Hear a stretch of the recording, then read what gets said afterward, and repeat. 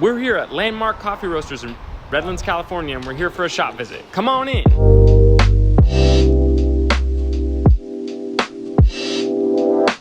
So the first question will be, what inspired you to open up a coffee shop here in Redlands? I live in Redlands, love the city, love the community, and I just wanted a place to hang out with friends. Okay. Yeah. So was the vision like, it was always purely based on vibes of like community, friendship, like is that like how it started? Absolutely, like me and my friends, family, everybody, we always start our day with coffee, we end our day with coffee. So I was like, why not have a place in our hometown? You know, so like 10 years ago we had a coffee cart in front of City Hall. Okay. And the city loved us, but the county wasn't the biggest fan. Why? Because we don't have all the permits.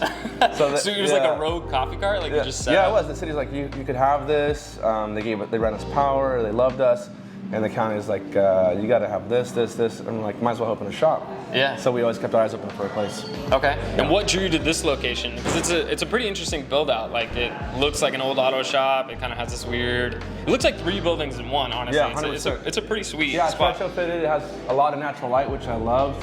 I drove by it like 1,000 times, and I never even knew it was here until like COVID. It said for lease. So I just pulled over and called right there, and I said, I got to see this space. And when I walked in, I literally just envisioned everything, like right there. I looked at my girl, and I was like, this is the spot. So really just the building itself. Yeah. You know. Awesome. Yeah, it's a landmark spot, you know. Yeah, for sure. And so what was like the hardest thing about opening up a shop? In COVID was just crazy.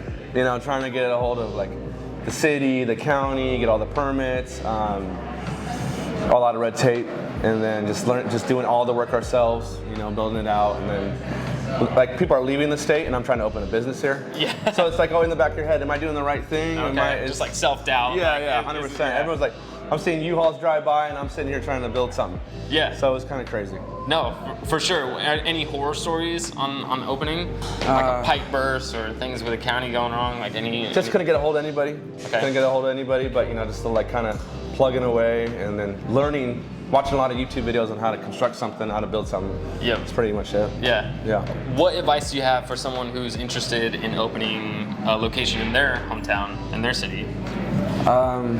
Just passion, you know, like just knowledge and passion, just like kind of back that up. Like the passion you have, back it up with the knowledge to like what can you do to offer, you know, the community, how are you actually going to be a community-based coffee shop? I feel like a lot of coffee shops say they are and they don't do anything for the community.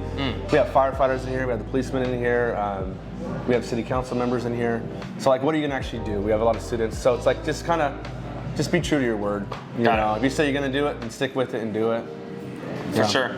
And then I mean, if you don't want to answer this, is fine. As far as like the finances of opening a new shop, is there anything, what was like any big ticket items that you're This is a big ticket item right here. Big red right here? Yeah, big red, yeah. Big red. Was it painful to sink the money on this guy, or like? My brother's been roasting out of his garage for years, and he's kind of like a chemist. So like, we got a 6-pound roaster, and then we upgraded to this guy. It was kind of a big purchase. And they just told me they found a roaster, and then they're like, are you in? I'm like, I'm in. So I kind of wrote a check, and I didn't even think about it, but it was a big one. Yeah, but it pays for itself, you know? Yeah. It's a beautiful machine. Yeah. Love it. So obviously, ALTO's the cold brew filter company. Yeah. How does cold brew relate to opening a shop? Like, talk about cold brew a little bit. See, I love cold brew, especially when I'm working and I need something to cool off and to get some energy. I always resort to cold brew. It's the best. You guys' bags are the best, you know, and the logos are great. Everything works. You guys answer quick.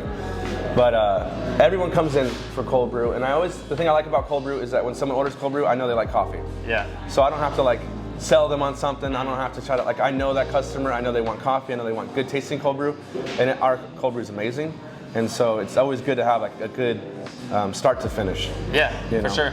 I saw you had a few creative cold brew items on the menu. What's the one that you're stoked on right now? It's called the Country Club. Okay. What goes into the Country Club? Country Club is it's really, really good. It's actually something you'd probably sit at a country club, you know, or you're golfing. You'd probably want. Yeah. So it's like lavender, lemonade, and then cold brew on top. And we lay it on top. It looks really cool, and it just tastes great. Awesome. Yeah. Awesome. Well, I'll have to pick that up. Yeah, it's easy drinking. You'll love it. For sure. Yeah. Am I missing any questions? No, that's great. Yeah, I think it's been good. James, thanks so much for having us out. Beautiful shop. Continued success, my man. Awesome. Appreciate the support with ALTO. Yeah. But we're gonna drink some coffee now. Yeah. Hang out, guys.